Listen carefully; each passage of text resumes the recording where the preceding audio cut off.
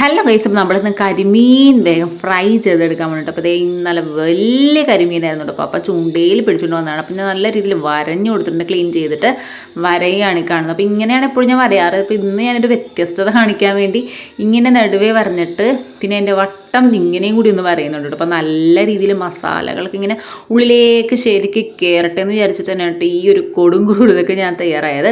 എന്നിട്ട് റെഡിയാക്കി നല്ല മുളക് പൊടിയും മഞ്ഞൾപ്പൊടിയും ഉപ്പും ഗരം മസാല ഇട്ടിട്ടുണ്ട് കേട്ടോ ഇത്തിരി. എന്നിട്ട് ഇഞ്ചി വെളുത്തുള്ളി പേസ്റ്റും കുരുമുളകും പൊടിയും ഇട്ടിട്ടുണ്ട്. ഇത്രയും ഇട്ടിട്ട് പേസ്റ്റാക്കി നല്ലോണം തേച്ച് അതിനെ പൊള്ളിച്ചെടുത്തിട്ടുണ്ട്. എന്നിട്ട് വേഗം തന്നെ വറുത്തെടുത്തു കേട്ടോ. കരിമീൻ ഫ്രൈ റെഡി ആയിട്ടുണ്ട്.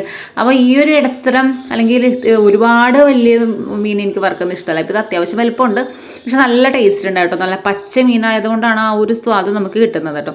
അല്ലാതെ ഒരുപാട് ദിവസം ഫ്രിഡ്ജിലിരുന്നതും ഐസ് പിടിച്ചതൊക്കെ ആയിട്ടുള്ള മീനുകൾ പുറത്തുനിന്ന് വാങ്ങുന്നതൊന്നും ഇത്ര ടേസ്റ്റ് ഉണ്ടാവില്ല കേട്ടോ. അത് എങ്ങനെ തന്നെ പിടിച്ച് നിന്നവർക്ക് അതിൻ്റെ വ്യത്യസ്തത മനസ്സിലാവുള്ളൂ. അപ്പോൾ കരിമീൻ കറിയും ഉണ്ടായിരുന്നു. എന്നിട്ട് ഞാൻ ചോറെടുത്ത് റെഡിയാക്കി വിളമ്പി കഴിച്ചപ്പോൾ എൻ്റെ പൊന്നും മോനൊന്നും പറയാനില്ല, അത്രയും ടേസ്റ്റ് ആയിരുന്നു. അത് കണ്ടാൽ തന്നെ മനസ്സിലാവും. ഗംഭീരം എന്ന് വെച്ചാൽ വേണമെങ്കിൽ പറയും. കുരുമുളക് ഇടുമ്പോഴല്ലേ, പച്ചക്കുരുമുളകാണെങ്കിൽ സൂപ്പർ ആയിരിക്കും കേട്ടോ. അപ്പോൾ എനിക്കത് ഉണ്ടായിരുന്നില്ല, അതുകൊണ്ട് ഞാൻ ഇന്ന് സാധാ കുരുമുളക് പൊടിയാണ് ഇട്ടത്.